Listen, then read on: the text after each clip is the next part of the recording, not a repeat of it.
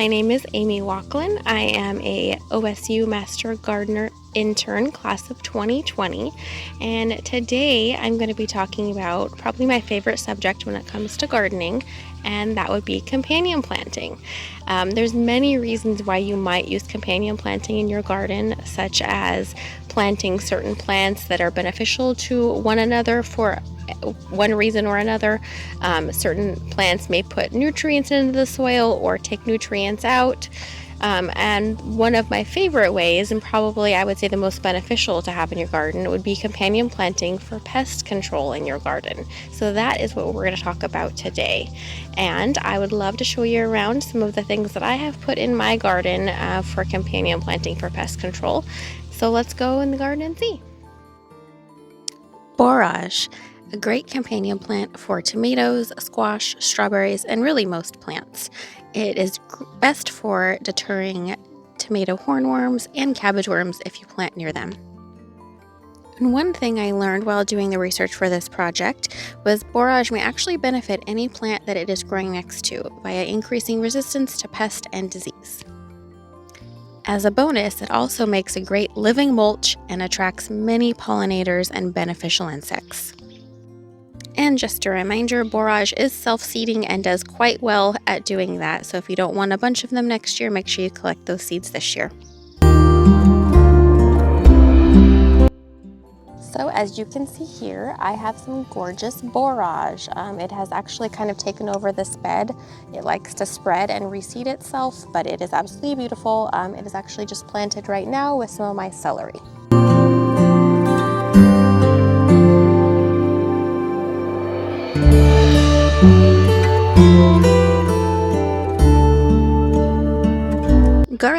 Garlic is very helpful in many ways. You can plant it near your roses to repel aphids, and it's also very beneficial for many fruit trees, apple, pear, plus cucumbers, peas, lettuce, and celery. If you plant under your peach trees, it can help repel the borers that like those. Garlic also accumulates sulfur, a naturally occurring fungicide, which will help in your garden with disease prevention. So I would definitely recommend garlic in many areas of your garden.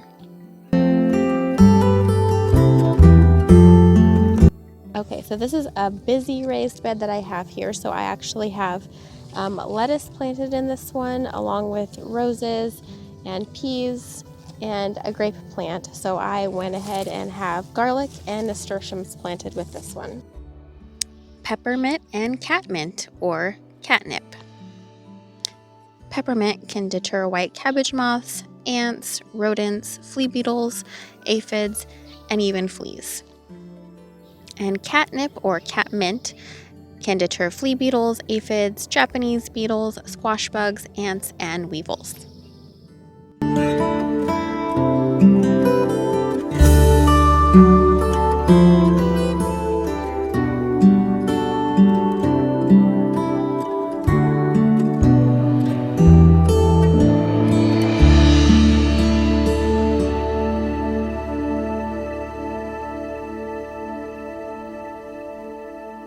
And over here I have my mint, and I have it planted with my apple trees. This is a catnip plant, and I have this one actually planted right near my cabbage.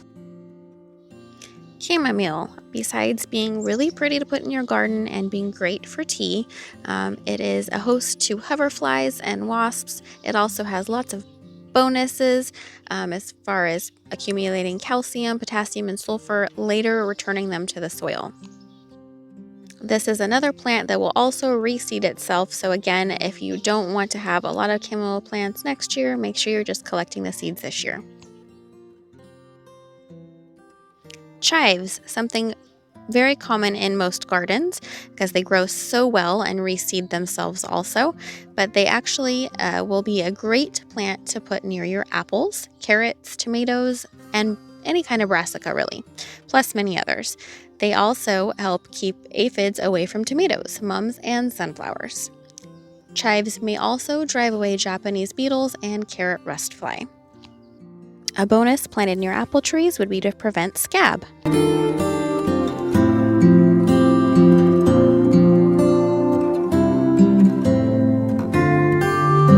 Okay, and in Actually, I have two companion plants also. I have my chamomile over here, and I have my chives over here, and they are actually planted in my strawberry bed.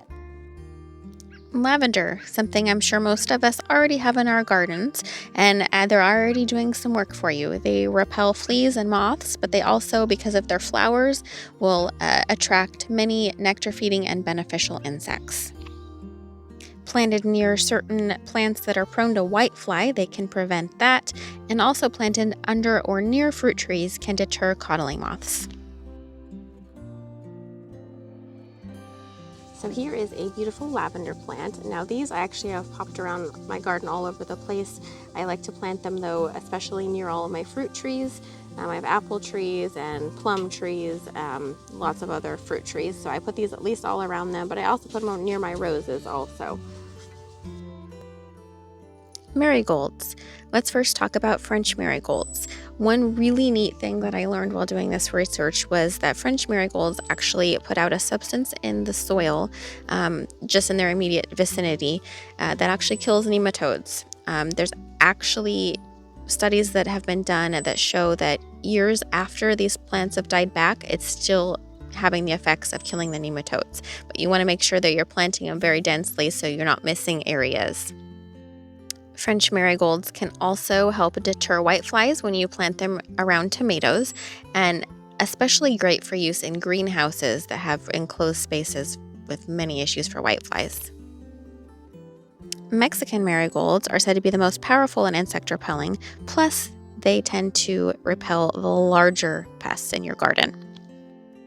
And as a bonus, they are said to overwhelm weed roots such as bindweed. So these are marigolds, and these I have currently planted near my fava beans and my green beans, but I actually pop them around as many things, kind of like nasturtiums, as I possibly can. Alyssum, great for attracting many tiny predatory wasps and planted near basically all the fruit trees. There's actually been lots of research from the USDA regarding companion plants and using alyssums, partially as trap crops, but also to bolster the population of beneficial insects that prey on the costly crop pests.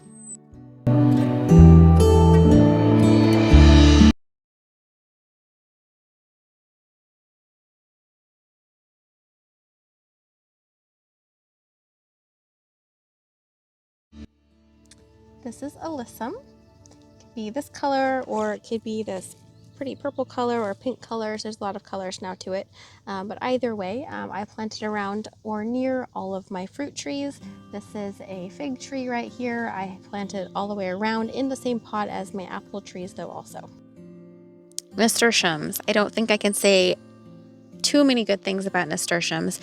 Besides being an amazing habitat for predatory insects such as ladybugs and many others, it's also a great companion plant for radishes, anything in the cabbage family. Plus, planting near anything in the pumpkin family can deter pumpkin beetles, and as a bonus, improve the growth and flavor. Even planting it as a barrier around tomatoes, cabbage, cucumbers, and many fruit trees can deter aphids, whiteflies, cucumber beetles, and many pests of the cucurbit family.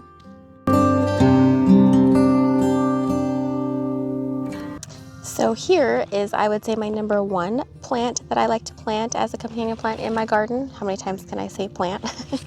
And that would be nasturtium. So it's beautiful, and it flows wonderfully and looks good planted in every bed, I would say. But it's also probably the best companion plant that you can plant. So I put it in actually all of my beds, so you'll see it in just about all of them. This is what I call my Ladybug Nursery from my garden a couple years ago. It was a tower of nasturtiums filled with all the life cycles of a ladybug, eating tons of aphids.